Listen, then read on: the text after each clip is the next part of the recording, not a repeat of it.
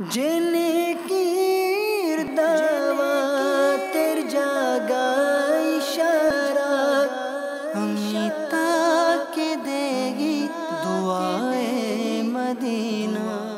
أعوذ بالله من الشيطان الرجيم.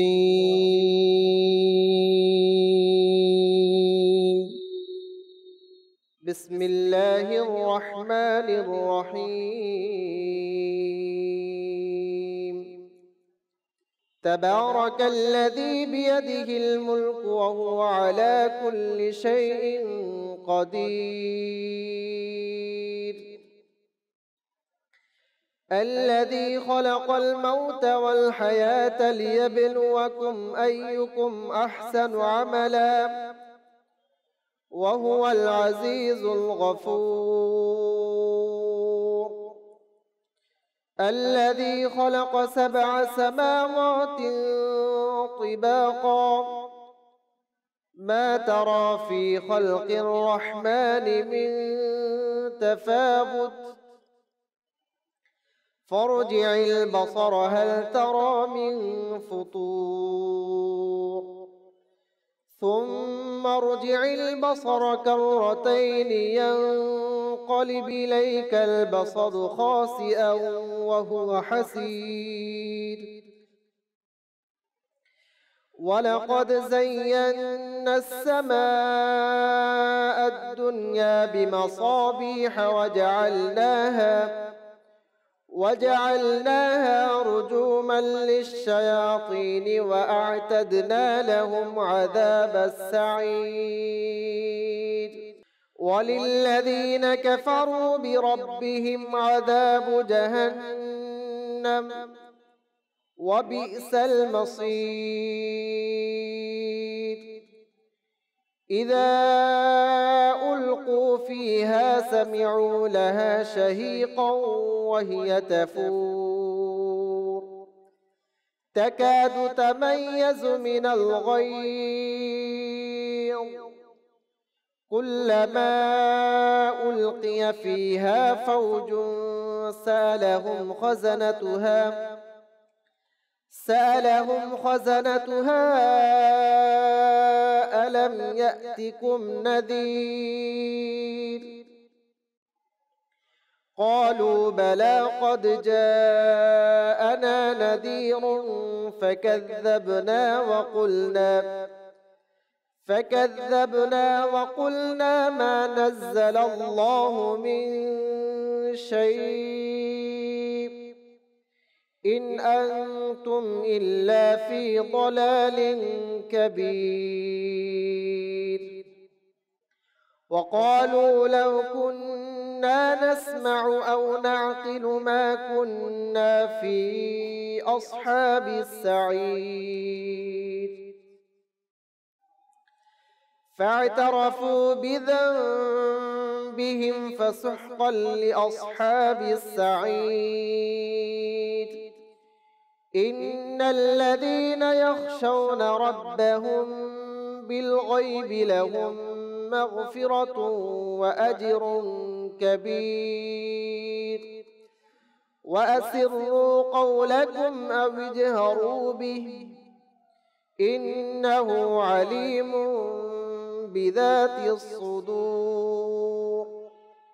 ألا يعلم من خلق وهو اللطيف الخبير. هو الذي جعل لكم الأرض ذلولا فامشوا في مناكبها وكلوا من رزقه وإليه النشور.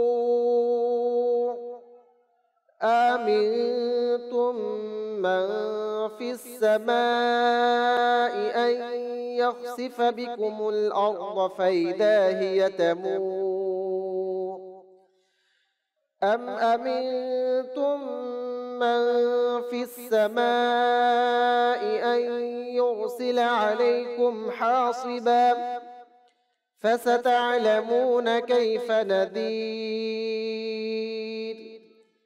ولقد كذب الذين من قبلهم فكيف كان نكير. أولم يروا إلى الطير فوقهم صافات ويقبضن ما يمسكهن إلا الرحمن إنه بكل شيء بصير أمن هذا الذي هو جند لكم ينصركم من دون الرحمن إن الكافرون إلا في غرور أمن هذا الذي يرزقكم إن أمسك رزقه بل لجوا في عتو ونفور أفمن يمشي مكبا على وجهه أهدى أمن يمشي على وجهه أهدى أمن يمشي سويا على صراط مستقيم قل هو الذي أنشأكم وجعل لكم السمع والأبصار والأفئدة قليلا ما تشكرون قل هو الذي ذرأكم في الأرض وإليه تحشرون ويقولون متى هذا الوعد إن كنتم صادقين قل إنما العلم عند الله وإنما أنا نذير مبين فلما رأوه زلفة سيئت وجوه الذين كفروا وقيل هذا الذي كنتم به تدعون قل أرأيتم إن أهلكني الله ومن معي أو رحمنا فمن يجير الكافرين من عذاب أليم قل هو الرحمن آمنا به وعليه توكلنا فستعلمون من هو في ضلال مبين قل أرأيتم إن أصبح ماؤكم غورا فمن يأتيكم بماء معين الله يأتينا وهو رب العالمين صدق الله العظيم وصدق رسوله النبي الكريم صلوا على الحبيب صلى الله تعالى প্রিয় ইসলাম ভাইরা ও মাদানী চ্যানেলের দর্শকবৃন্দু, আসুন নাতে রাসূল শোনার পূর্বে ভালো ভালো নিয়ত করে নেই আল্লাহ তাআলার সন্তুষ্টি অর্জনের জন্য, সওয়াব হাসিল করার জন্য। সম্ভব হলে দুজানু হয়ে বসে দৃষ্টিকে নত রেখে মদিনা মনোয়ারার দিকে ধ্যান করে আমরা সবাই মিলেমিশে নাতে রাসূল পর্ব শুনব ইনশাআল্লাহ আযজা ওয়া জাল। सल्ली अला रसूलिना सल्ली अला मुहम्मदिन सल्ली अला नबीना सल्ली अला मुहम्मदिन हम भी मदीने जाएंगे, हम भी मदीने जाएंगे, आज नहीं तो कल सही आका हमें बुलाएंगे, आज नहीं তো কল সহে পড়ুন সাল্লে আলা রাসূলিনা সাল্লে আলা মুহাম্মাদিন সাল্লে আলা নবিনা সাল্লে আলা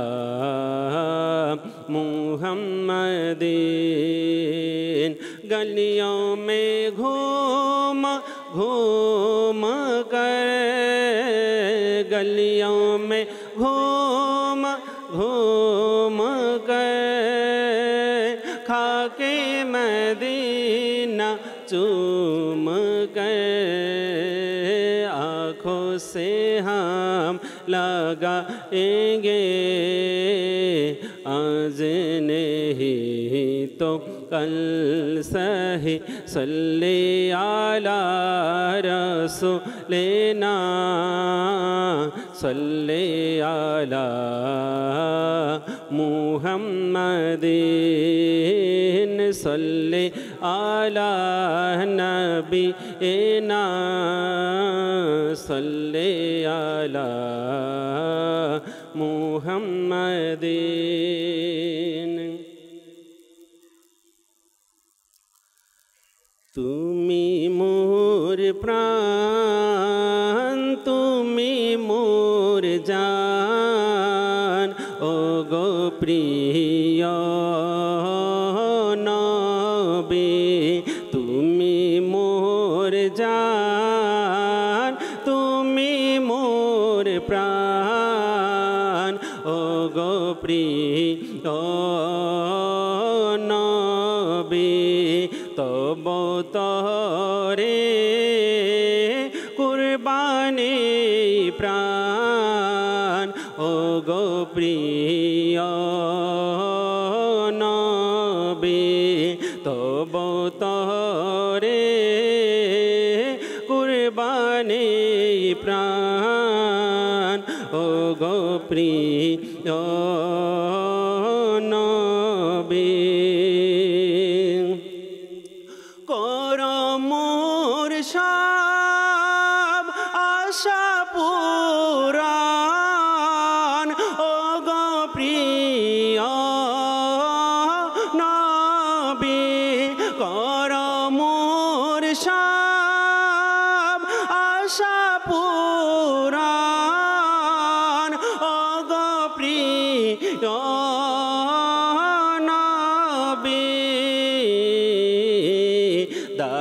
দারিদ্রতা থেকে করো ত্রাণ ও গো প্রিয় নবী দারিদ্রতা থেকে করো ত্রাণ ও গো প্রিয় নবী তুমি মোর জান তুমি মোর ও গো প্রিয় নবী দিয়েছ তুমি গরিব দুঃখীর ডাকে সারা দিয়েছ তুমি গরিব দুঃখীর ডাকে যে সারা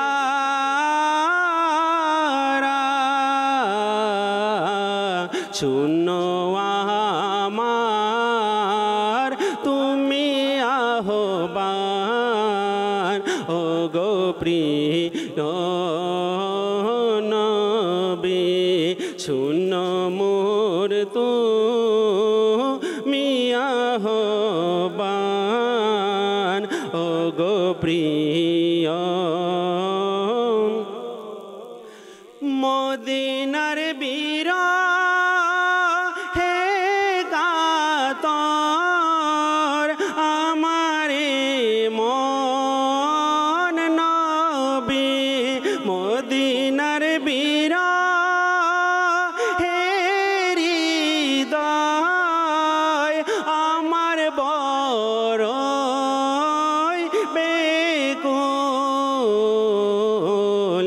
বানাও মোরে তোমার মেহমান ও গো প্রিয় নবী বানাও মোরে তোমার ও গো প্রিয় নবী তুমি মোর জানাকা তুমি মোর প্রাণ ও গো প্রিয় নবী মদিনার বীরা হে কাতর আমার মন রইবে কুল বানাও মোরে তোমার মেহমান ও গো প্রিয় নবী বানাও মোরে তোমার মেহমান ও গো প্রিয় মদিনার পাগল বলে লোকে যেন আমায় ডাকে মদিনার পাগল বলে লোকে যেন আমায় ডাকে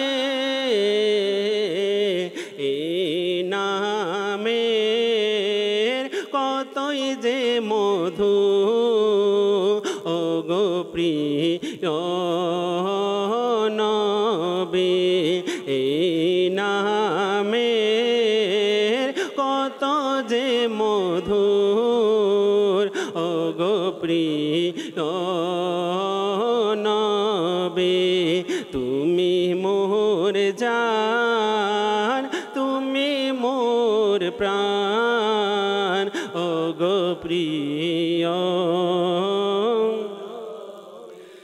মদিনায় ডেকে করো ভাগ সুপ্রসন্ন আমার মদিনায় ডেকে করো ভাগ সুপ্রসন্ন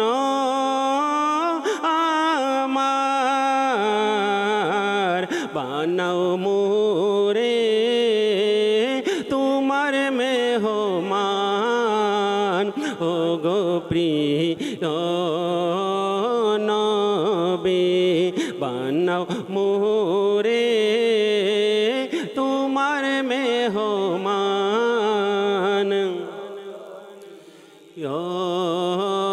নবী তুমি মোর জান তুমি মোর প্রাণ ও গো প্রিয় নবী তব তরে কুরবানি প্রাণ ও গো প্রিয় নবী সাল্লু আলাল হাবিব সাল্লাল্লাহু তাআলা আলা মুহাম্মদ আলহামদুলিল্লাহি রাব্বিল আলামিন ওয়াসসালাতু ওয়াসসালামু আলা সাইয়্যিদিল আমবিয়াই ওয়াল মুরসালিন আম্মা বা'দ ফাআউযু বিল্লাহি মিনাশ শাইতানির রাজীম বিসমিল্লাহির রহমানির রহিম আসসালাতু ওয়াসসালামু আলাইকা ইয়া রাসূলাল্লাহ ওয়া আলা আলিকা ওয়া আসহাবিকা ইয়া হাবিবাল্লাহ আসসালাতু ওয়াসসালামু আলাইকা ইয়া নবিয়াল্লাহ ওয়া আলা আলিকা ওয়া আসহাবিকা ইয়া নূরাল্লাহ প্রিয় ইসলামী ভাইরা দরুদে পাকের অগণিত ফজিলত ও বারাকাত রয়েছে রসুল আকরাম নূরে মুজাসসাম রসুল মুহতাশাম হুজুর সাল্লাল্লাহু আলাইহি ওয়ালিহি ওয়াসাল্লাম ইরশাদ করেন, যে ব্যক্তি আমার উপর 100 বার দুরূদ শরীফ পাঠ করলো, আল্লাহ তাআলা তার 2 চোখের মাঝখানে লিখে দিবেন এই ব্যক্তি নিফাক ও জাহান্নামের আগুন থেকে মুক্ত, আর তাকে কিয়ামতের দিন শহীদদের সাথে রাখা হবে। সাল্লু আলাল হাবিব সাল্লাল্লাহু তাআলা আলাইহি। প্রিয় ইসলামী ভাইরা ও মাদানী চ্যানেল দর্শকবৃন্দ, আর মাশাআল্লাহ এই মাস শাবান মাস, যে মাসকে বলা হয়েছে দুরুদে পাকের মাস, এই মাসেই দুরুদে পাকের যে আয়াতে কারিমা, ইন্নাল্লাহা ওয়া মালাইকাতাহু ইউসাল্লুনা আলান নবী ইয়া আইয়ুহাল্লাযীনা আমানু সাল্লু আলাইহি ওয়া সাল্লিমু তাসলিমা, এই আয়াতে কারিমা অবতীর্ণ হয়েছে। তো আমাদের উচিত যেন আমরা বেশি থেকে বেশি পরিমাণে দুরূদ শরীফ পাঠ করি। প্রিয় ইসলামী ভাইরা, রাসূল আকরাম সাল্লাল্লাহু আলাইহি ওয়াসাল্লাম ইরশাদ করেন, আফদালুল আমালি আন-নিয়াতুস সাদিকা, অর্থাৎ সত্য নিয়ত সবচেয়ে উত্তম আমল। সবচেয়ে উত্তম আমল কি? সত্য নিয়ত। যে আমি নিয়ত করছি, কোনো সমস্যা না হলে ইনশাআল্লাহ আমি পাক্কা নিয়ত করছি আগামীকালকে রোজা রাখবো, দুরুদে পাকের ফজিলত শুনলাম, ইনশাআল্লাহ আজকে থেকে দুরূদ শরীফ পাঠ করব। এই যে নিয়ত করা, আমরা এখন বয়ান শুনবো, এটারও নিয়ত করতে পারি। এমন প্রতিটি ভালো কাজের পূর্বে আমরা কি করব? নিয়ত করব। তো আসুন বয়ানের শোনার ভালো ভালো নিয়ত করে নিয়ে যে ইলম শিখার জন্য সম্পূর্ণ বয়ান শুনবো ইনশাআল্লাহ, আদব সহকারে বসবো ইনশাআল্লাহ। বয়ান চলাকালীন উদাসীনতা থেকে বেঁচে নিজে একাগ্র চিত্তে বয়ান শুনবো ইনশাআল্লাহ। যা শুনবো অপরের নিকট পৌঁছানোর চেষ্টা করব। মাদানী চ্যানেল দর্শকবৃন্দ এবং সোশ্যাল মিডিয়া দর্শকবৃন্দ, আপনারাও নিয়ত করে নিন যে ইনশাআল্লাহ তাবারক ওয়া তাআলা একাগ্র চিত্তে আমরা বয়ান শুনব। আজকে আমাদের বয়ানের বিষয় হচ্ছে অবাধ্যতার পরিণতি। হ্যাঁ, আজকে আমরা দিকে দিকে পৃথিবীর বিভিন্ন প্রান্তে বিভিন্ন করুণ পরিস্থিতির সংবাদ শুনতে পাই, দেখতে পাই, জানতে পারি। এর কারণ কি? আসুন আমরা জেনে নিই যে অবাধ্যতার পরিণতি কি ছিল। না শুধু এখন, বরং পূর্ববর্তী নবীদের উম্মতিদের যারা অবাধ্য হয়েছে, আল্লাহ তাআলার হুকুমকে অমান্য করেছে, তাদের প্রতি আল্লাহ তাবারক ওয়া তাআলা কেমন আচরণ করেছেন। বনি ইসরাইলের কতিপয় লোক সমুদ্রের কিনারায় আয়লা নামক গ্রামে থাকত। এরা সকলেই অত্যন্ত অভিজ্ঞ ছিল। সমুদ্র থেকে মাছ ধরত, তা বিক্রি করে নিজের জীবিকা নির্বাহ করত। খুব স্বাচ্ছন্দ্যের সাথে তারা জীবনকে তাদের অতিবাহিত করছিল। অতঃপর প্রকৃতি তাদের কাছ থেকে পরীক্ষা গ্রহণ করল। সুতরাং তাদের জন্য শনিবার মাছ ধরা নিষিদ্ধ ঘোষণা হলো, হারাম করা হলো। আল্লাহ তাবারক ওয়া তাআলা তিনি মালিক, তিনি তার বান্দাদের যেমন চান নির্দেশ দিতে পারেন। যেমন আল্লাহ তাআলা কোরআন মাজিদের 17 পারার সূরা আম্বিয়ার 23 নম্বর আয়াতে বলেন, লা ইউসআলু আম্মা ইয়াফআলু ওয়া হুম ইউসআলুন। কানজুল ঈমান থেকে অনুবাদ। তাকে প্রশ্ন করা যায় না, তিনি করেন, এবং তাদের সবাইকে প্রশ্ন করা হবে। আল্লাহ পাক বনি ইসরাইলের উপর শনিবার মাছ ধরাকে, শিকার করাকে কেন হারাম করেছেন? এটা হচ্ছে আল্লাহ সুবহানাহু ওয়া তাআলার হিকমত। তিনি যেটা চান তা করেন। আমরা তো বান্দা, আমরা তার আনুগত্যশীল। আমাদের চোখ বন্ধ করে আমাদের মালিক মাওলার হুকুম মানতে হবে। অবশ্য আল্লাহ পাক বনি ইসরাইলদের জন্য শনিবার মাছ শিকার করা হারাম করে দিয়েছেন। এখন তাদের এই পরীক্ষা হলো যে শনিবার সমুদ্রের মধ্যে যেই দিন নিষেধ করেছেন, ওই দিন সমুদ্রের মধ্যে বেশি পরিমাণে মাছ আসত। তাদের এই পরীক্ষা যখন আসলো, যে এতগুলো মাছ দেখে তাদের হৃদয়ে বেকুল হয়ে যেত, আহ এত মাছ, আর আজকে আল্লাহ তাআলা নিষেধ করেছে। এটাই তো আল্লাহ তাবারক ওয়া তাআলার হিকমত, আল্লাহ তাআলার কৌশল।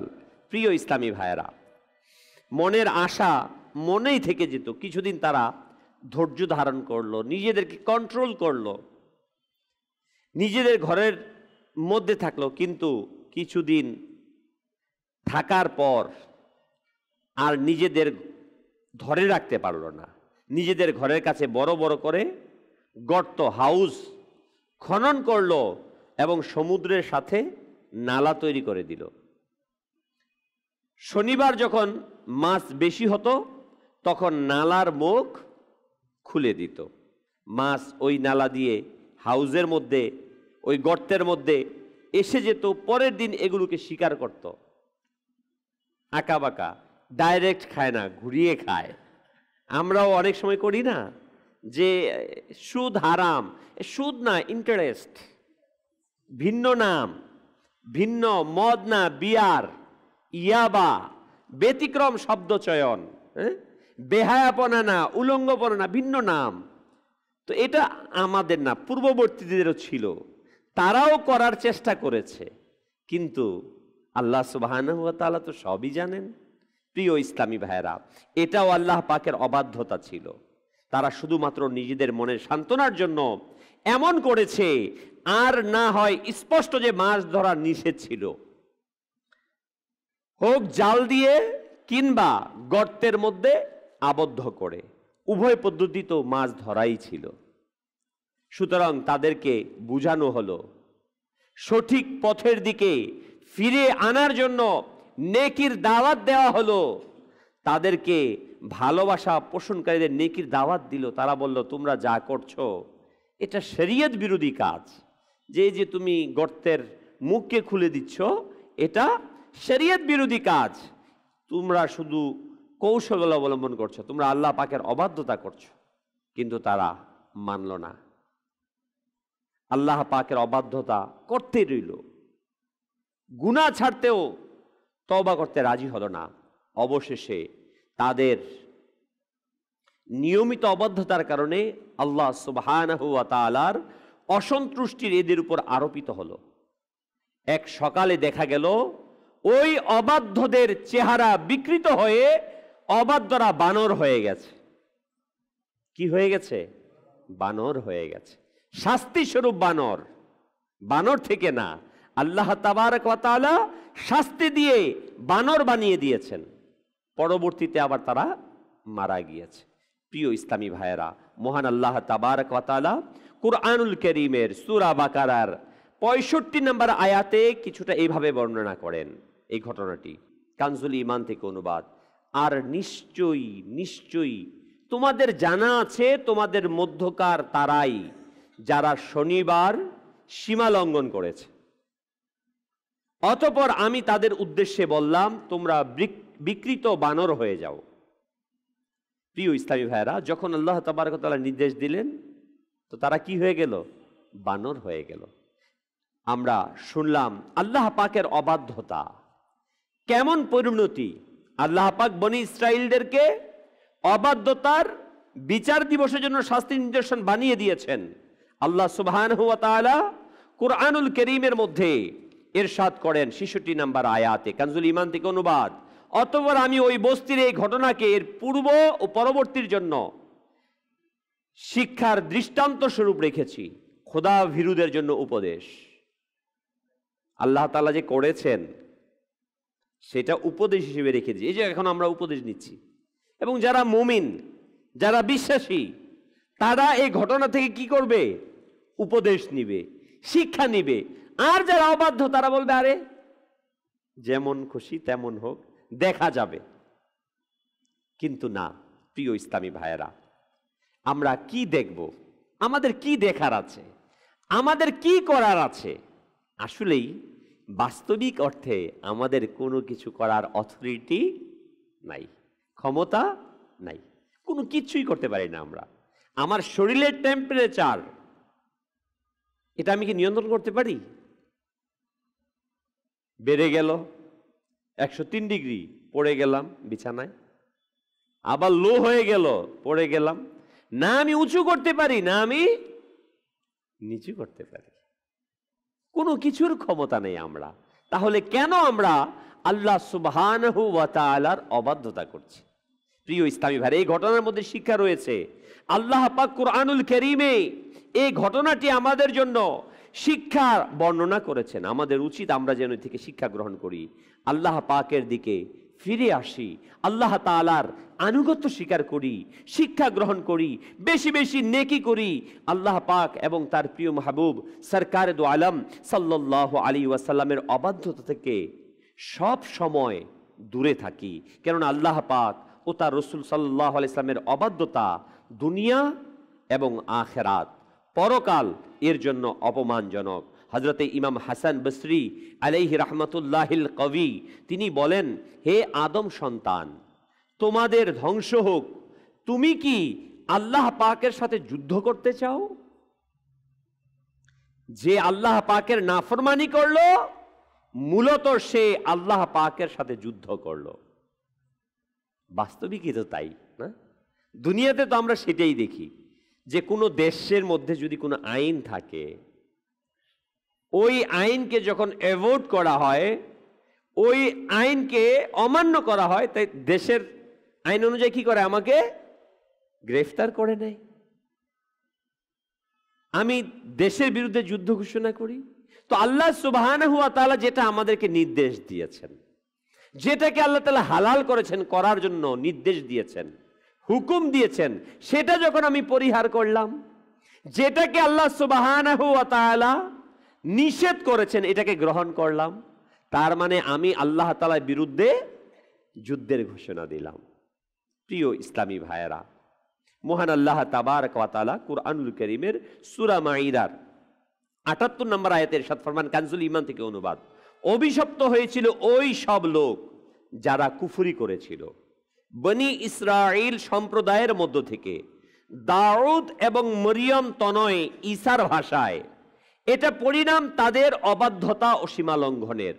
এই আয়াতে মোবারকার মধ্যে আল্লাহ তাআলা বনি ইসরাইলদের অবাধ্যতা কথা বলেছেন, ওই সব লোকের গুনাহের ক্ষেত্রে সীমা লঙ্ঘন করেছেন, আল্লাহ পাকের হুকুম অমান্য করেছেন। তখন দাউদ আলাইহিস সালাম ও ঈসা আলাইহিস সালাম তাদের উপর অভিশাপ দেন এবং ওই সব লোক আযাবের মধ্যে গ্রেফতার হয়। বুঝা গেল আল্লাহ পাকের অবাধ্যতা, অভিশাপ বর্ষণ, অভিশাপ গ্রহণ এর কারণ। যখনই মানুষ কোনো অবাধ্যতা করবে, আল্লাহ তাআলা কখনো কখনো অবকাশ দেন, ছেড়ে দেন। আল্লাহ তাআলার কিছু কিছু গুণাবলী মানুষের মাঝেও আল্লাহ তাআলা দিয়েছেন।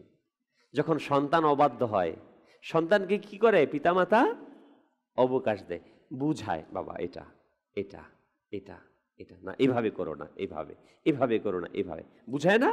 বুঝায়। একবার দুইবার করার পর তখন তাকে শাস্তি দেয়। আল্লাহ সুবহানাহু ওয়া তাআলা তো তিনি দয়ালু, মহান দয়ার সাগর।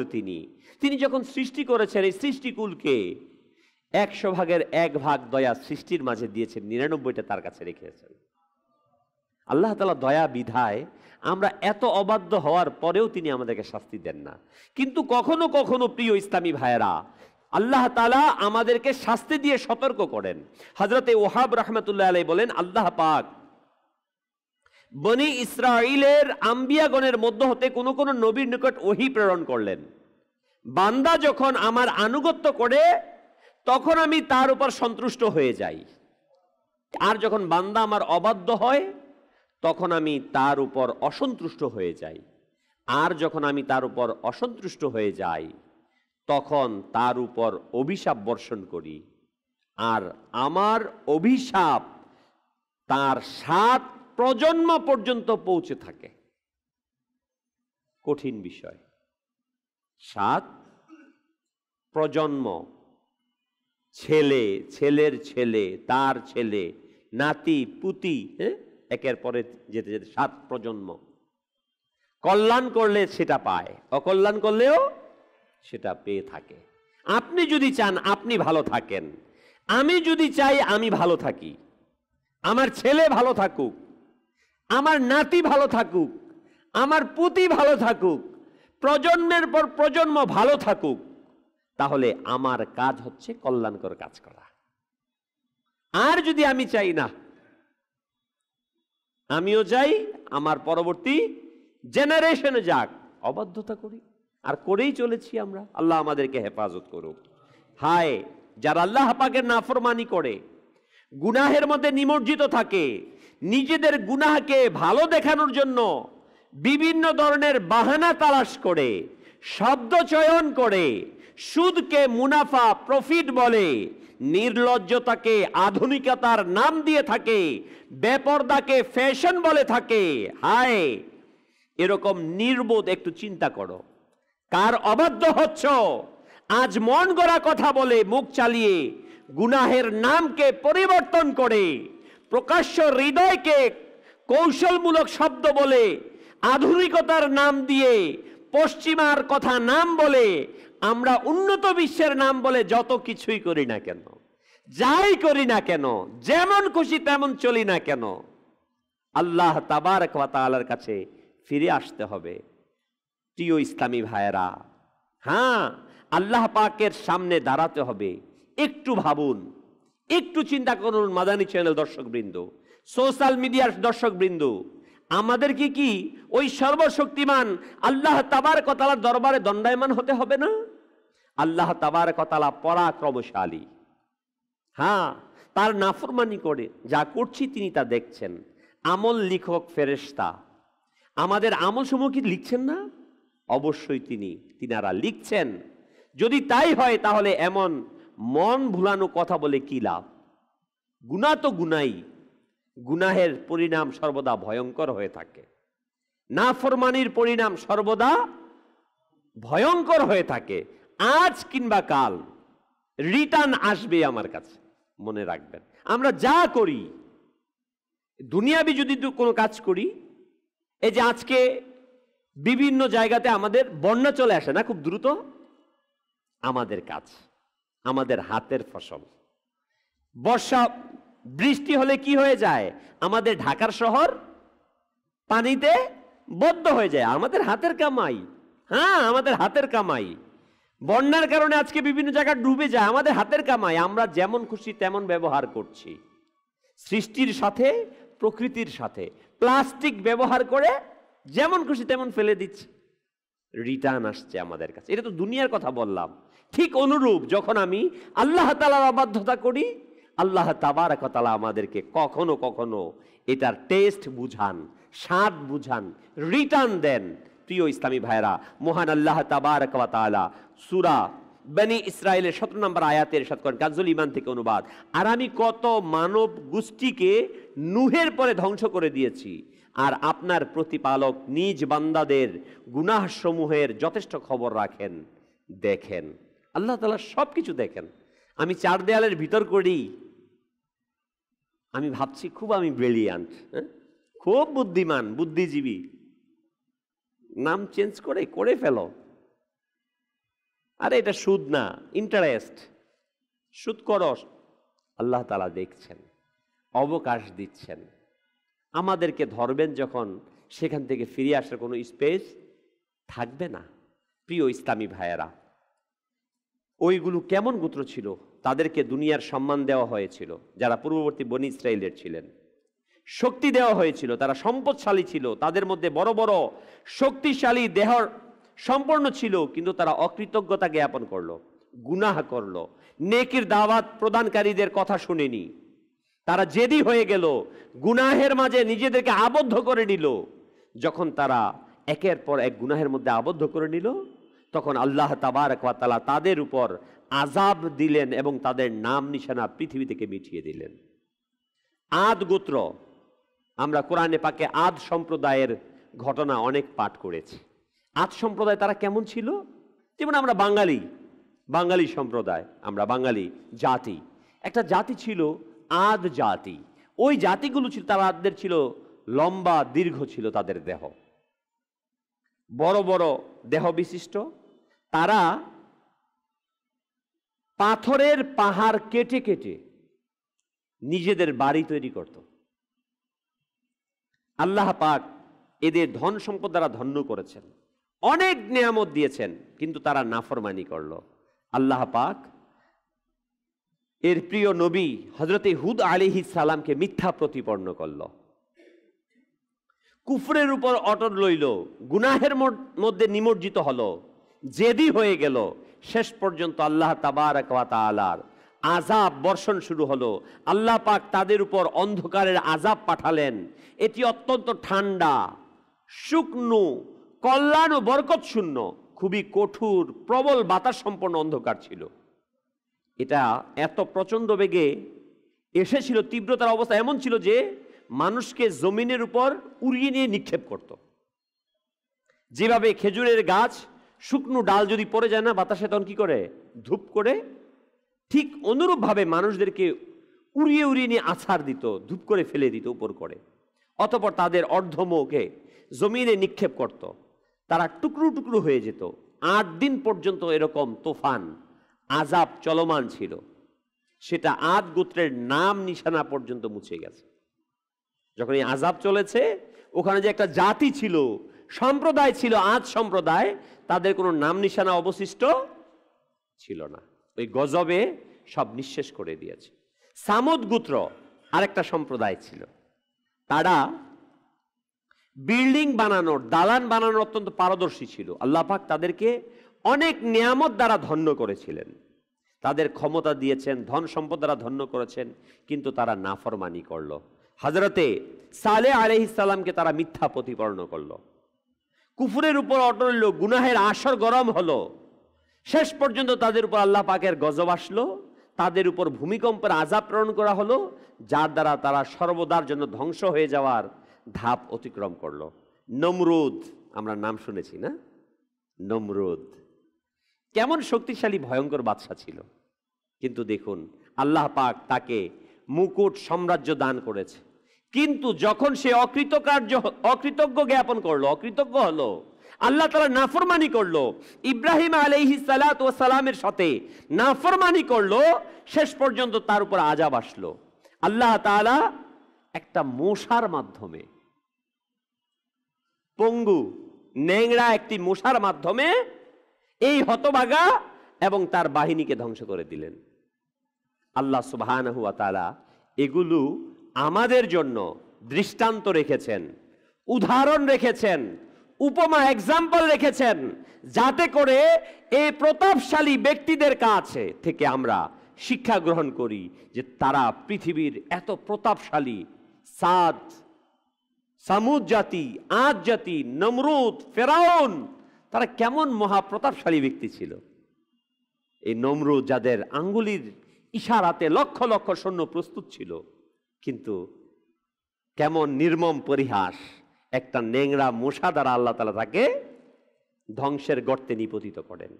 ফেরাউন কেমন শক্তিশালী ছিল, তার বাদশাহী তার কোনো কাজে আসলো না। ক্ষমতা, শক্তি, মুকুট, সিংহাসন, সৈন্য সব রয়ে গেল। ফেরাউন তার কাফির গোত্র নিয়ে সমুদ্রের মধ্যে ডুবে গেল।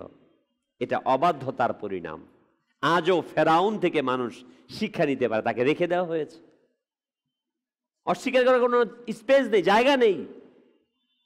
আল্লাহ তাআলা যে তাকে শাস্তি দিয়েছেন, আজও পর্যন্ত তার নিদর্শন আছে। কিভাবে শাস্তি দিয়েছেন আল্লাহ তাবারক ওয়া তাআলা? প্রিয় ইসলামী ভাইয়েরা, অবাধ্যতার মধ্যে নিমজ্জিত থাকে, যে গুনাহের উপর সাহস দেখায়, সে স্বয়ং নিজে আল্লাহ পাকের গজবকে দাওয়াত দিয়ে থাকে। অতঃপর যখন ওই সর্বশক্তিমান আযাব বর্ষিত করেন, তখন কে বাদশাহ, কে কাফির, কে ফকির, কারো মধ্যে পার্থক্য থাকে না।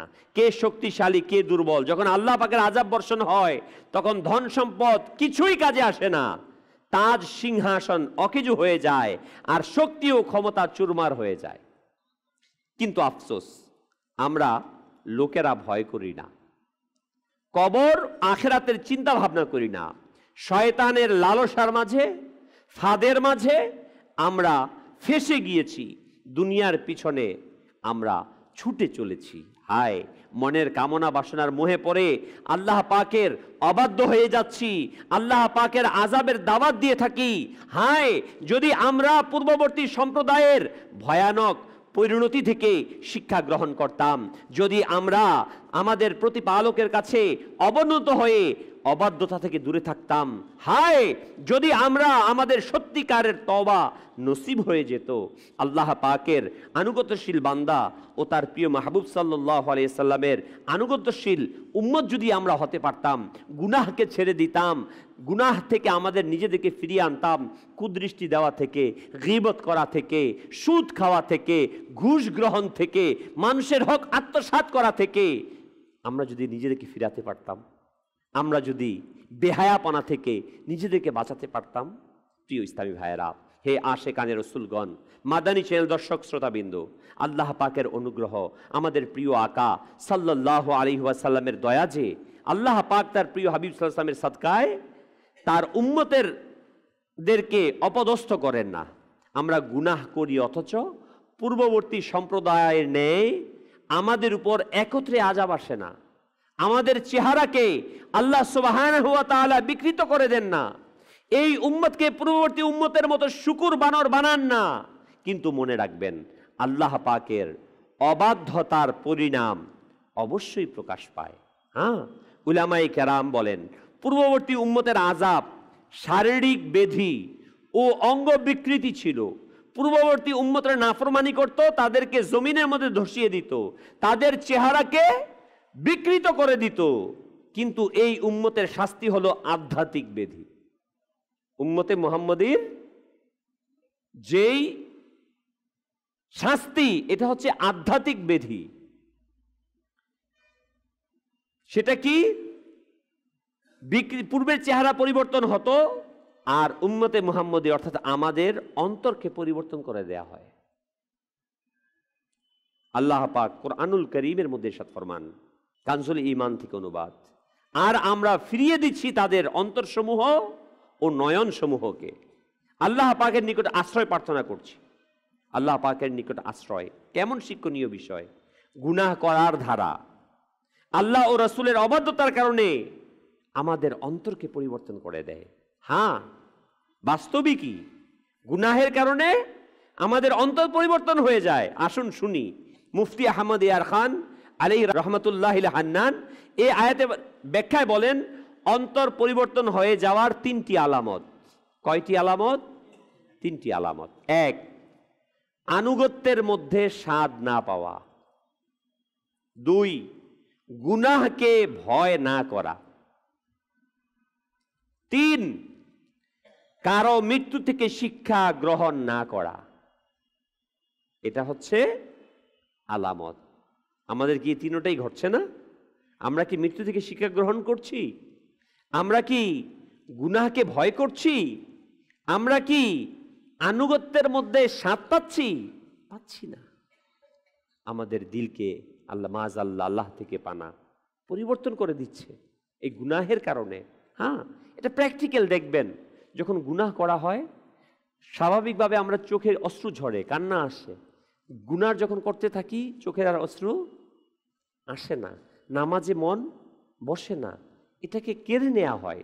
প্রিয় ইসলামী ভাইয়েরা, এই তিনটি আলামতকে সামনে রেখে আমরা আমাদের অন্তরের অবস্থার উপর একটু চিন্তা ভাবনা করি। আজ আমাদের অবস্থা কিছুটা এমনই। হায়, গুনাহের মধ্যে এমন স্বাদ পাই যে ঘন্টার পর ঘন্টা চলে যায়, অনুভূতি পর্যন্ত হয় না। বাস্তব না?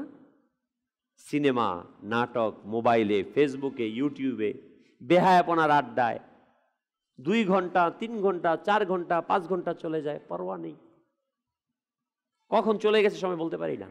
কিন্তু কোরআন তেলাওয়াত করতে বসেন, 10 মিনিট হলে অস্থির। হ্যাঁ, মসজিদে বসি, কিছুক্ষণ বসার পর অস্থির, অনেকক্ষণ হয়ে গেছে। এই বয়ানে ইজতেমাতে বসি, কত ধরনের, কত পেরেশানি না? এটা হচ্ছে নিশানি। হ্যাঁ, নামাজে আমাদের মন বসে না, অহেতুক কাজে লিপ্ত হয়, তখন সময়ের চিন্তা করি না।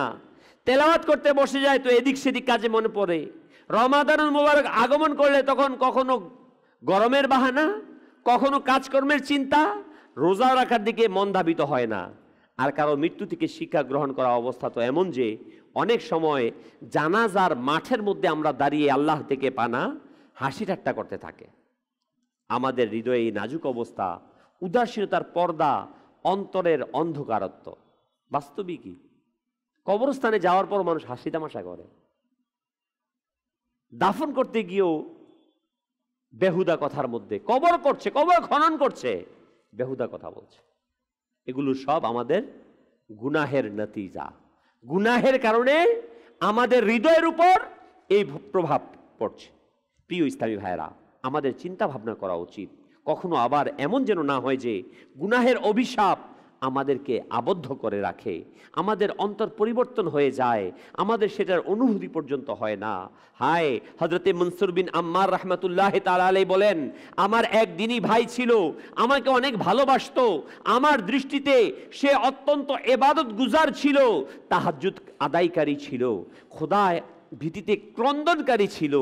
একবার আমার কাছে সংবাদ আসলো, আমার ওই দিনী ভাই অসুস্থ, ও অনেক দুর্বল হয়ে গিয়েছে। আমি তাকে দেখার জন্য তার ঘরে গেলাম, গিয়ে আমি দেখলাম সে তার ঘরে শুয়ে আছে, তার চেহারা কালো, চোখ নীল বর্ণের হয়ে গেছে।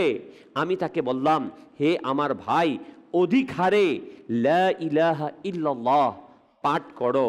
সে তার চোখ খুলল, অনেক কষ্টে আমার দিকে তাকালো, এরপর অজ্ঞান হয়ে গেল।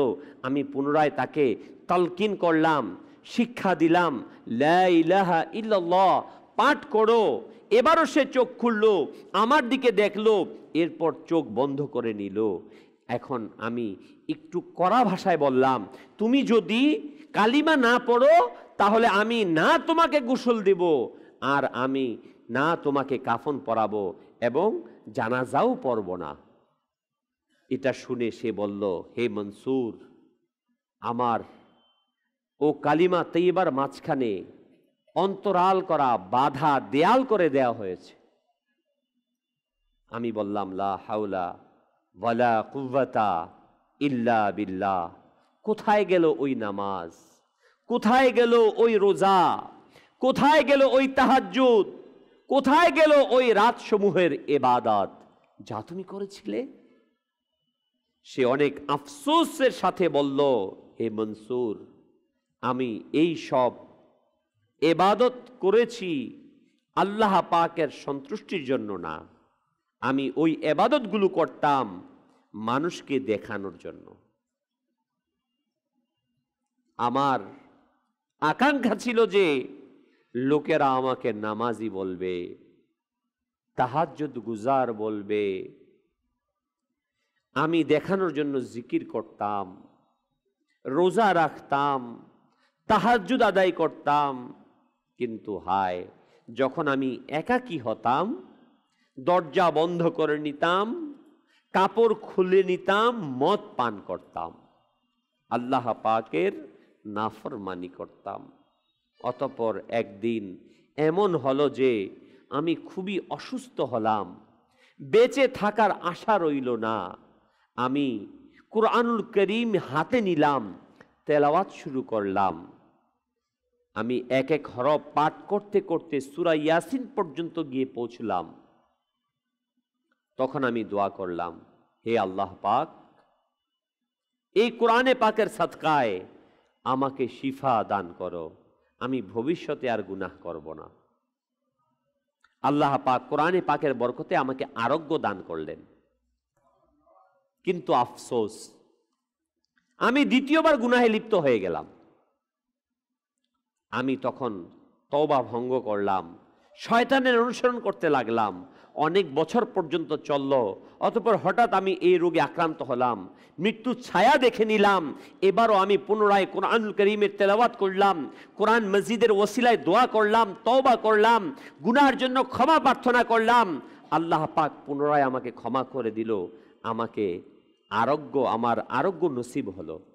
কিন্তু হায় আফসোস, আমার অজ্ঞতা। সুস্থতার নিয়ামত পেতেই আমি পুনরায় আবার কামনা বাসনার পিছনে ছুটে পড়লাম। আমি পুনরায় গুনাহের উপত্যকায় পা রাখলাম, নাফরমানি করে আল্লাহ পাককে অসন্তুষ্ট করতে রইলাম। এখন তৃতীয়বার আল্লাহ পাক আমাকে ওই রোগে পতিত করলেন। এবার আমি ওই পদ্ধতি অবলম্বন করলাম, কোরআনুল কারীম নিলাম, খুললাম, কিন্তু আফসোস আমার মুখ বন্ধ করে দেয়া হলো। আমি কোরআনুল কারীম পড়তে চাইলাম, কিন্তু একটি হরফ পড়তে পারছি না। এই অবস্থা দেখে আমি বুঝে নিলাম আল্লাহ পাক আমার উপর খুবই অসন্তুষ্ট হয়েছে। আমি আল্লাহ পাকের নিকট আরজ করলাম, হে আল্লাহ পাক, কোরআনুল কারীমের সাদকায় আমাকে আরোগ্য দান করো। এবার আমার কাছে অদৃশ্য থেকে আওয়াজ আসলো, যখন তুমি অসুস্থ হও তওবা করো, আর যখন সুস্থ হয়ে যাও তখন গুনাহে লিপ্ত হও, যখন কষ্টে পতিত হও তখন কান্না করো, যখন আরোগ্য লাভ করো মন্দ নাফরমানি কাজে কোমর বেঁধে নাও, তখন কত মুসিবত পরীক্ষার মধ্যে পতিত হলে আল্লাহ পাক তোমাকে তা থেকে মুক্তি দান করলেন। অনেক পরীক্ষায় নিপতিত হয়েছিলে, পরীক্ষা থেকে তোমাকে উত্তীর্ণ করলেন, তারপরও তুমি গুনাহের মধ্যে ডুবে রয়েছো। তোমার কি মৃত্যুর ভয় ছিল না? তোমার বিবেক তো আছে, বুঝার সামর্থ্য রয়েছে, তারপর উদাসীনার মধ্যে রয়েছো। আল্লাহ পাক তোমার উপর দয়া করলো, তুমি তাকে ভুলে গেলে। তুমি কতবার আল্লাহ পাকের সাথে ওয়াদা করেছো, বারবার তুমি ভঙ্গ করেছ। হযরতে মনসুর বিন আম্মার আলাইহি রাহমাতুল্লাহিল হান্নান বলেন, সে এই কথাগুলো বলছিল, আমি তার কাছ থেকে উঠে চলে গেলাম, এখনো ঘরের দরজায় নিকটে পৌঁছলাম মাত্র ওই ব্যক্তি ইন্তেকাল করল। হে আশেকানে রাসূলগণ, এটি হলো অবাধ্যতার পরিণাম। নিশ্চয়ই তওবা কবুল করেন আল্লাহ তাবারক ওয়া তাআলা, কিন্তু এটার অর্থ এটা না যে তওবা করব, মাফের আশায় গুনাহ করব, নাফরমানি লিপ্ত হয়ে যাব। তওবা অনেক বড় নেকি, কিন্তু এটার সামর্থ্য প্রত্যেকের নসিব হয় না। আল্লাহ তাআলা সুযোগ করে দেন, যখন বারবার বারবার বারবার বারবার অবাধ্য হয়ে যায়, তখন আল্লাহ তাবারক ওয়া তাআলা তার কাছ থেকে ওই তওবার শক্তিকে কেড়ে নেন। নাফরমানির মধ্যে ডুবে থাকার মৃত্যু নেমে আসে তখন তার উপর। আল্লাহ পাক আমাদেরকে এরকম অপদস্থতা থেকে হেফাজত করুক, সত্যিকারের তওবা নসিব করুক।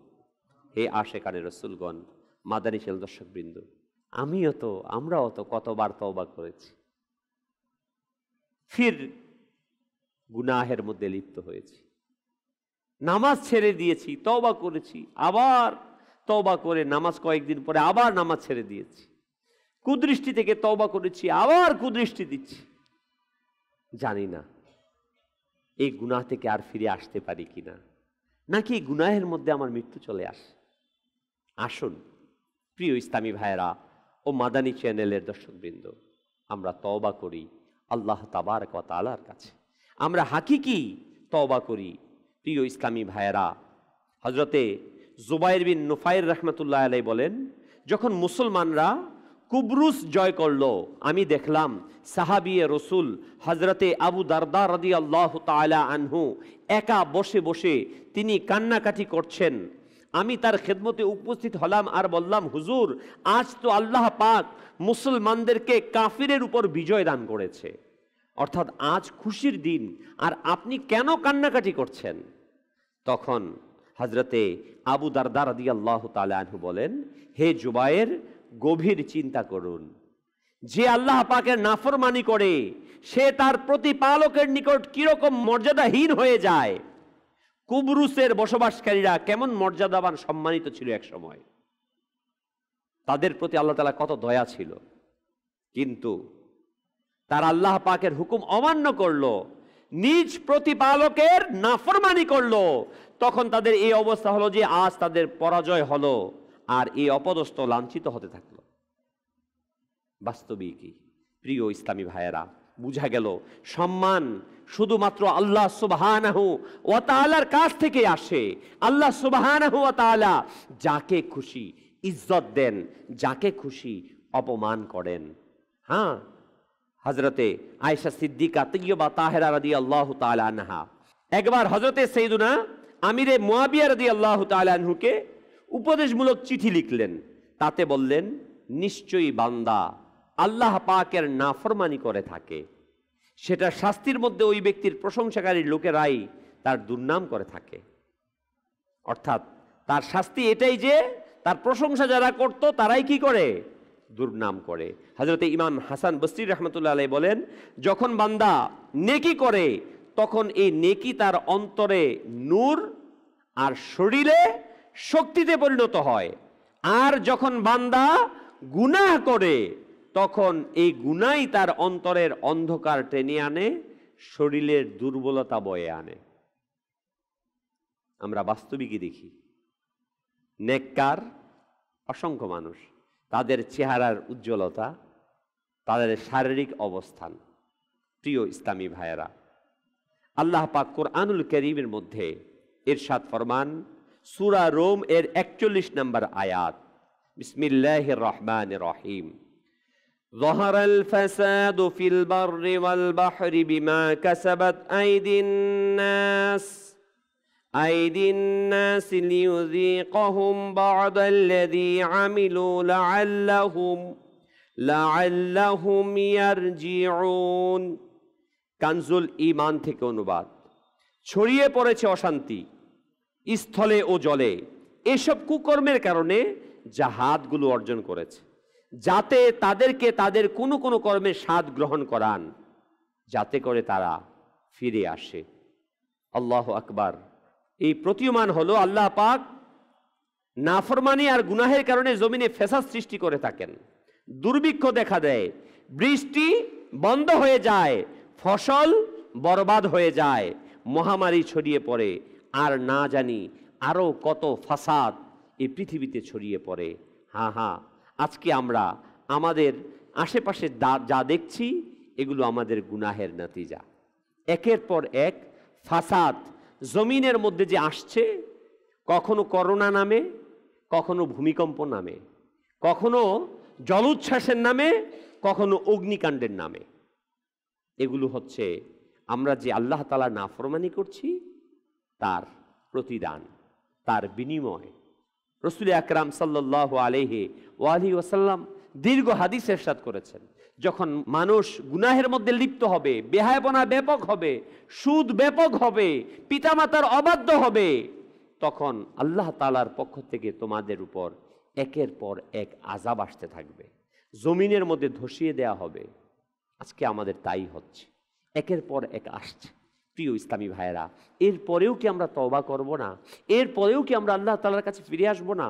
হযরতে মুজাহিদ রাহমাতুল্লাহি তাআলা আলাইহি বলেন, যখন দুর্ভিক্ষ বড় আকার ধারণ করে নেয়, বৃষ্টি বন্ধ হয়ে যায়, তখন পশুরা নাফরমানদের উপর অভিশাপ দেয় যে এই বছরের দুর্ভিক্ষ মানুষের গুনাহের কারণে হয়েছে। কারা বলে? চতুষ্পদ জানোয়ার, গরু, গাধা, প্রাণীরা বলে এই দুর্ভিক্ষ এসেছে, অনাবৃষ্টি হচ্ছে, ফসল হচ্ছে না, এগুলো মানুষের গুনাহের কারণ। আমাদেরকে আল্লাহ তাআলা আশরাফুল মাখলুকাত হিসেবে তৈরি করেছেন, শ্রেষ্ঠ জাতি হিসেবে বানিয়েছেন, কিন্তু কত নির্মম আমরা নির্বোধ হয়ে যাই। আল্লাহ তাআলা যখন নাফরমানি করি তখন ওই চতুষ্পদ হায়নাগুলো, জানোয়ারগুলো আমাদেরকে তিরস্কার দিতে থাকে। আসুন প্রিয় ইসলামী ভাইয়েরা, একটু চিন্তা করুন, এর চেয়ে বড় অপমান, অপদস্থতা কি হতে পারে? মানুষ হয়েও আমরা সৃষ্টির কাছে নিজেদেরকে কত ছোট করছি। হে আশেকানে রসুল, অবাধ্যতা শুধুমাত্র দুনিয়াতে নয়, কবর আখেরাতের লাঞ্ছনার কারণ। আল্লামা ইবনে হাজার মক্কি রহমতুল্লাহ আলাইহি বলেন, যখন আমি ছোট ছিলাম তখন নিয়মিত আমার সম্মানিত পিতা রহমতুল্লাহ আলাইহি কবরে উপস্থিত হতাম এবং কোরআনে পাকের তেলাওয়াত করতাম। একবার রমাদানুল মুবারকে ফজরের নামাজের পরপরই আমি কবরস্থানে গেলাম। ওই সময় কবরস্থানে আমি ছাড়া কেউ ছিল না।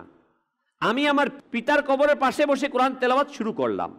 এখনো কিছু সময় অতিবাহিত হয়েছে মাত্র, আমি কান্নার আওয়াজ শুনতে পেলাম। ক্রন্দনকারী বারবার হায় হায় বলছিল। আমি গভীর মনোযোগ দিলাম। ওই আওয়াজটি খুব কাছেরই একটি সাদা উজ্জ্বল কবর থেকে আসছিল। তেলাওয়াত ছেড়ে আমি ওই আওয়াজ শুনতে থাকলাম। কবরের ভিতর থেকে আযাবের আওয়াজ আমার হৃদয়কে বেকুল করে দিল।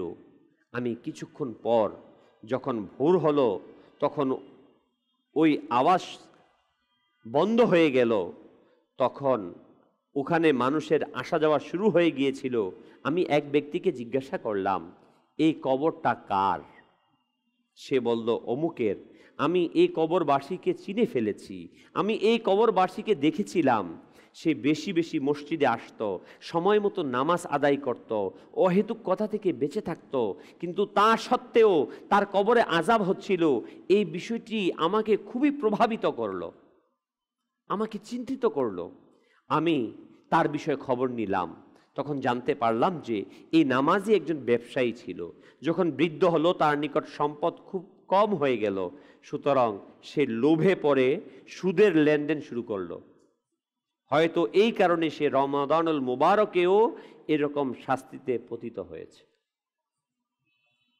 প্রিয় ইসলামী ভাইয়েরা, মাদানী চ্যানেল দর্শকবৃন্দ, আমরা নিজেদের চিন্তা করি আমরা কোথায় আছি। আজকে তো আমরা এখানে তো বলা হয়েছে যে অসহায় হয়ে সে লেনদেন করেছে, অসহায় হয়েও লেনদেন করা যাবে না, এটাই বর্ণনা আসলো এটাতে। আর আমরা কি করি জানেন, একটা বিজনেস দোকান আছে, আরেকটা দোকান নেয়ার জন্য ব্যাংক থেকে সুদ নেই। একটা ইন্ডাস্ট্রি আছে, আরেকটা খোলার জন্য সুদ নেই। একবার আমি এক ইন্ডাস্ট্রিয়াল একজনকে জিজ্ঞাসা করলাম, আপনি কেন ব্যাংকের সাথে সুদের লেনদেন করেন? বলে যে সুদের লেনদেন না করলে আমার উপর ট্যাক্স বেশি আসবে, ট্যাক্স থেকে বাঁচার জন্য আমি সুদ নেই। আজকে আমাদের দুনিয়ার ভালোবাসা, ক্ষণস্থায়ী সম্পদের লালসা আমাদেরকে কোথায় নিয়ে যাচ্ছে। আজকে গাড়ি নেওয়ার জন্য লোন নেওয়া হয়, বাড়ি করার জন্য লোন নেওয়া হয়, লেখাপড়ার জন্য লোন নেওয়া হয়, বিভিন্ন নামে আমাদেরকে জাল বিছিয়ে দেওয়া হয়েছে। আমরাও সেই জালে আবদ্ধ হয়ে আরেকজনের কাছে আমরা আত্মসমর্পণ করছি। মাছ যেমন জেলের জালে আটকা পড়ে তাকে নিয়ে যেমন খুশি তেমন জবে করে দেয়া হয়, বিক্রি করে দেয়া হয়, অন্য কোথাও বসবাসের জন্য ছেড়ে দেয়া হয়, ঠিক আমরাও অমুসলিমদের জালে ফেদে, এই সুদের ফাঁদে ফেদে আমাদেরকে ইহুদিদের কাছে আত্মসমর্পণ করে দিচ্ছি। আর সুদ ছাড়া আমরা চলছি না। প্রিয় ভাই, একটু আরাম দুনিয়াতে কম করি, প্রাইভেট কারে না চড়ে গণপরিবহনে চড়ি, দুইটা ইন্ডাস্ট্রি না করে একটা ইন্ডাস্ট্রির মালিক হই, 5 তলা বিল্ডিং এর মালিক না থেকে টিন শেডের বাড়িতে থাকি, সুদকে আমি গ্রহণ না করি। প্রিয় প্রিয় ইসলামী ভাইরা, কিন্তু কে শুনে কার কথা? আমরা প্রতিযোগিতায় লিপ্ত আছি। আজকে যে বয়ানের 2টি বিষয় দেখলাম, নেককার বান্দাদের ঘটনা এগুলো। আর আল্লাহ সুবহানাহু ওয়া তাআলা কখনো কখনো নেককার বান্দাদের এই ঘটনাগুলো প্রকাশ করেন। মুসলমানদের আযাব কিন্তু প্রকাশ করেন আল্লাহ তাআলা কখনো কখনো, অমুসলিমদের আযাব সাধারণত প্রকাশ হয় না। কেন? এজন্য তারা তো চিরস্থায়ী, তাদেরটা কনফার্ম আযাবের মধ্যে আছে। কিন্তু মুসলমান হওয়া সত্ত্বেও যখন সে নাফরমানিতে লিপ্ত হয়, গুনাহে লিপ্ত হয়, আল্লাহ তাবারক ওয়া তাআলা আমাদেরকে সতর্ক করার জন্য এই বিষয়গুলোকে আল্লাহ তাআলা প্রকাশ করেন। প্রিয় প্রিয় ইসলামী ভাইয়েরা, আসুন আসুন আমরা চেষ্টা করি নিজেদেরকে গুনাহের মাঝ থেকে ফিরিয়ে আনার জন্য। ইমাম মুহাম্মদ বিন মুহাম্মদ গাজ্জালি আলাইহি রাহমাতুল্লাহিল কবি বলেন, দৃষ্টির আলো দিয়ে বাতির অভ্যন্তরীণ বিষয়কে দেখো, তোমাদের বাতিন বিভিন্ন পশুত্বের মধ্যে আবৃত রয়েছে। হ্যাঁ, দৃষ্টি দিয়ে বাতিনকে দেখার জন্য বলেছেন। রাগ, কাম ভাব, ঘৃণা, হিংসা, অহংকার, সুখ্যাতি কামনা, লৌকিকতা, এ সব কিছুই হলো পশুত্ব। আজ তোমাদের এইসব পশুদের আক্রমণের ব্যাপারে অনুভব হচ্ছে না, কিন্তু মৃত্যুর পর কবরেও যখন পর্দা উঠে যাবে তখন তোমরা এইসব পশুদের দেখতে পাবে। হ্যাঁ, তোমরা নিজের চোখে দেখবে গুনাহসমূহ বিচ্ছু ও সাপের আকৃতিতে তোমাদেরকে আবৃত করে নেবে। নিশ্চিত মেনে নাও এগুলো মন্দ অভ্যাস, খারাপ অভ্যাস, সত্যিকার অর্থে ভয়ঙ্কর হিংস্র পশু যারা বর্তমানে তোমাদের সাথে আছে, কিন্তু এদের ভয়ঙ্কর চেহারা কবরেই তোমরা দেখতে পাবে। উত্তম হলো যে মৃত্যুর পূর্বে এইসব পশুদের হত্যা করো, গুনাহ ছেড়ে দাও। প্রিয় প্রিয় ইসলামী ভাইয়েরা ও মাদানী চ্যানেলের দর্শকবৃন্দ, আসুন আসুন আমরা নিজেদেরকে গুনাহ থেকে বিরত রাখার চেষ্টা করি, নিজেদেরকে বেহায়াপনা থেকে বাঁচানোর চেষ্টা করি। গান বাজনা, সোশ্যাল মিডিয়া, ফেসবুক, ইউটিউবে আমরা ঘন্টার পর ঘন্টা ব্যয় করে আমরা সেখান থেকে হাসি তামাশা শিখছি, গীবত শিখছি, উলঙ্গপনা শিখছি, বেহায়াপনা শিখছি। আসুন না এটার অল্টারনেট করি, মাদানী চ্যানেলের সাথে সম্পৃক্ত হই, দাওয়াত ইসলামী সোশ্যাল মিডিয়ার সাথে সম্পৃক্ত হই। হ্যাঁ, সোশ্যাল মিডিয়া যদি ব্যবহারই করতে হয়, আমি ব্যবহার করব মাদানী চ্যানেল। সোশ্যাল মিডিয়া ব্যবহার করতেই যদি হয়, আমি দেখব ইউটিউব মাদানী চ্যানেল, দাওয়াতি ইসলামের পেজ, এগুলোকে আমরা ব্যবহার করি, অল্টারনেট নিয়ে নিই। মনে রাখবেন, এই পৃথিবীটা আমাদের জন্য ক্ষণস্থায়ী। আমাকে যখন আমি দুনিয়াদার কারো সংস্পর্শে থাকব, তাদের কথাগুলো শুনতে থাকব, দুনিয়াদার আমাকে দুনিয়ার দিকে নিয়ে যাবে। এটাই স্বাভাবিক, এটাই বাস্তবতা, এটাই সত্য কথা। আর যদি আমি আখিরাতের দিকে চলি, তওবা করি, জীবনকে পরিবর্তন করি, তাহলে আল্লাহ তাবারক ওয়া তাআলার দয়াতে আমি নিজেকে গুনাহ মুক্ত করতে পারবো। প্রিয় প্রিয় ইসলামী ভাইয়েরা, ইমাম আবুল আইন সমরকান্দি রহমতুল্লাহ তাআলা আলাইহি বলেন, পূর্ববর্তী সম্প্রদায়ের মধ্যে একজন ব্যক্তি ছিল, সে অনেক গুনাহ করেছিল। একবার সে নিজের অতীত জীবনের কথা চিন্তা করলো, গুনাহের ব্যাপারে গভীর চিন্তা ভাবনা করলো। যখন সে একেবারে লজ্জিত হলো, নিজেকে তিরস্কার করলো। তিরস্কার করা অবস্থায় সে 3 বার বলল, হে আল্লাহ, আমাকে তুমি ক্ষমা করে দাও, হে আল্লাহ, আমাকে তুমি ক্ষমা করো, হে আল্লাহ, আমাকে তুমি ক্ষমা করো। ওই সময় তার মৃত্যু এসে গেল, আর আল্লাহ পাক তাকে ক্ষমা করে দিলেন। প্রিয় ইসলামী ভাইয়েরা ও মাদানী চ্যানেলের দর্শকবৃন্দ, আমরা শুনছিলাম যে তওবা করার পর, গুনাহ করার পর তওবা করেছে, আর আল্লাহ তাবারক ওয়া তাআলা তার তওবাকে গ্রহণ করে নিয়েছেন। আমি তো জানি না বারবার তওবা আমাকে আপনাকে তওবা করে আবার ফিরে আসা, তওবা করে আবার ফিরে আসা, অর্থাৎ গুনাহের মধ্যে লিপ্ত হওয়া, এটা আপনাকে আমাকে স্থায়ীভাবে গুনার মধ্যে রেখে দেয় কিনা। আমরা তো কয়েকটি ঘটনা শুনলাম। প্রথম ঘটনা শুনলাম, তওবা, আল্লাহ তাআলার কাছে তওবা করেছে, কিন্তু সে আবার গুনাহের মধ্যে লিপ্ত হয়েছে, আবার তওবা করেছে, আবার লিপ্ত হয়েছে। আমি তো এমনটা করছি না। শবে বরাত যখন আসে, কান্নাকাটি করি, তওবা করি। ইজতেমায়, দাওয়াত ইসলামের ইজতেমাতে যখন বসি, কান্নাকাটি করি। বৃহস্পতিবার ইজতেমা মাদানী চ্যানেলের সাথে বসি, কান্নাকাটি করি, আবার তওবা, আবার তওবা থেকে ফিরে গিয়ে গুনাহের মধ্যে লিপ্ত হই না। আসুন আমরা চেষ্টা করি নিজেদেরকে গুনাহ থেকে ফিরিয়ে আনার জন্য। আল্লাহ তাবারক ওয়া তাআলা আমাদের সবাইকে সেই তৌফিক দান করুন। প্রিয় প্রিয় ইসলামী ভাইয়েরা, আলহামদুলিল্লাহ, এই গুনাহ থেকে ফিরে আসার, তওবার উপর স্থায়ী থাকার একটি মাধ্যম হচ্ছে যারা তওবা করে তাদের সংস্পর্শে আসা। যারা গুনাহ থেকে নিজেদেরকে বাঁচিয়ে রাখার চেষ্টা করে তাদের সংস্পর্শে থাকা। আলহামদুলিল্লাহ, বর্তমান জামানায়, বর্তমান সময় সারা পৃথিবীতে গুনাহ থেকে ফিরিয়ে এনে তওবার উপর চলার জন্য দাওয়াতে ইসলামী আমাদেরকে বারবার বারবার আগ্রহ তৈরি করছে। আমি আপনাকে দাওয়াত দিব, আপনিও চেষ্টা করুন দাওয়াতে ইসলামের এই মাদানী পরিবেশের সাথে সম্পৃক্ত থাকতে, নিজেকে গুনাহ মুক্ত রাখতে, তওবার উপর স্থায়ী হতে। আর এজন্য দাওয়াতে ইসলামীর মাদানী কাফেলাতে সফর করুন। তো প্রিয় ইসলামী ভাইয়েরা ও মাদানী চ্যানেলের দর্শকবৃন্দ, আমরা চেষ্টা করি নিজেদেরকে গুনাহ মুক্ত রাখার জন্য, তওবার উপর অটল থাকার জন্য, গুনাহের মাঝে পুনরায় ফিরিয়ে না যাওয়ার এই পদ্ধতি অবলম্বনের জন্য দাওয়াতে ইসলামীর মাদানী পরিবেশে সম্পৃক্ত হতে। আল্লাহ সুবহানাহু ওয়া তাআলা আমাদের সবাইকে সেই তৌফিক দান করুন। সাল্লু আলাল হাবিব সাল্লাল্লাহু তাআলা আলা মুহাম্মদ সাল্লাল্লাহু আলাইহি ওয়াসাল্লাম, সালাতাও ওয়া সালামান আলাইকা ইয়া সাইয়্যিদি ইয়া রাসূলুল্লাহ সাল্লাল্লাহু আলাইহি ওয়াসাল্লাম। প্রিয় ইসলামী ভাইরা, আসুন শাইখে তরিকাত আমির আহলে সুন্নাত দামাত বারকাতুহুল আলিয়ার লিখিত বই 163 মাদানী ফুল থেকে 36 নম্বর পৃষ্ঠার কবরস্থানে যাওয়ার সুন্নত আদব শ্রবণ করি।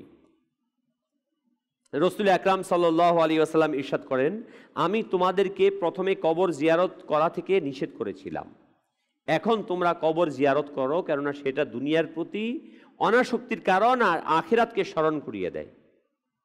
রাসূল করিম সাল্লাল্লাহু আলাইহি ওয়াসাল্লাম ইসলামের প্রাথমিক যুগে কবরস্থানে যেতে নিষেধ করেছে, এটার একটা কারণ ছিল ডিটেল, পরবর্তীতে আবার নির্দেশ দিয়েছেন। তো আমরা যখনই সময় পাই তখন আমরা কি করব? কবরস্থানে যাব, পিতামাতার কবরে, মুরব্বীদের কবরে যাব, জিয়ারত করব। মুসলমানের কবর জিয়ারত সুন্নাত এবং আউলিয়া কেরাম, সোহাদাই এজাম ও দরবারে হাজিরি মহান সৌভাগ্যের ব্যাপার। তাদের জন্য ইসালে সওয়াব করা মুস্তাহাব এবং সওয়াবের কাজ।